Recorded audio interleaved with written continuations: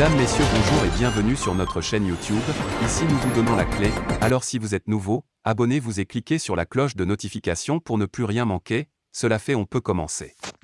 Mali, l'ex-rébellion Touareg s'engage à protéger les civils. L'ex-rébellion Touareg malienne s'est engagée à protéger les civils et systèmes de santé lors des conflits, a annoncé samedi l'appel de Genève, une organisation qui veille à renforcer l'application du droit humanitaire par les groupes armés.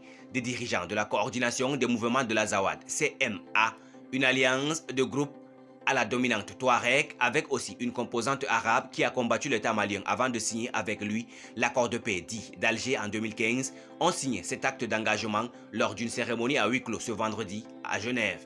Le CMA fait régner l'ordre dans la ville de Kidal, nœud stratégique du nord du Mali.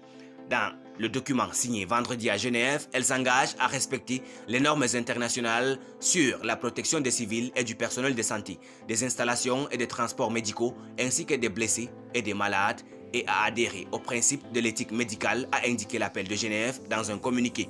La région de Kidal est relativement préservée des violences, mais l'insoumission de la ville, enjeu majeur de souveraineté, reste un motif d'irritation à Bamako, y compris pour la junte désormais au pouvoir. Le directeur général de l'appel de Genève, Alain Letros, a été rejoint lors de la cérémonie par deux membres du comité directeur de la CMA, Ataï Agé Mohamed, chargé des questions juridiques et des droits de l'homme, et Mohamed El Maoul Ramadan, porte-parole.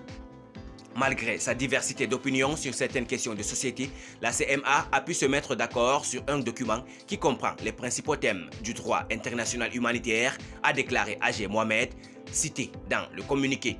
Consciente de l'importance de la libre circulation des missions médicales et de leur accès aux populations cibles et vice-versa, la CMA ne peut qu'apporter sa modeste contribution à leur protection ainsi qu'à celle des convois humanitaires au Mali et plus particulièrement dans le nord du pays, a-t-il ajouté.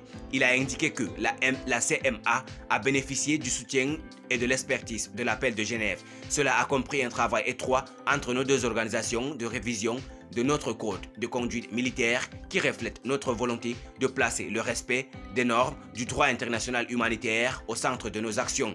L'appel de Genève ouvre dans des dizaines de pays et mène un dialogue peu médiatisé avec des groupes armés et autres autorités de facto pour faire respecter les principes humanitaires portant sur la conduite des hostilités. Les attaques contre les hôpitaux, les transports médicaux et le personnel de santé ont considérablement augmenté dans les zones de conflit ces dernières années, y compris au Mali. La signature de cet acte d'engagement marque donc une nouvelle phase de collaboration entre l'appel de Genève et la CMA, a indiqué M. Agé Mohamed. Il nous appartient à tous de la généraliser sur le terrain à travers des actions de sensibilisation et de formation sur ce sujet important.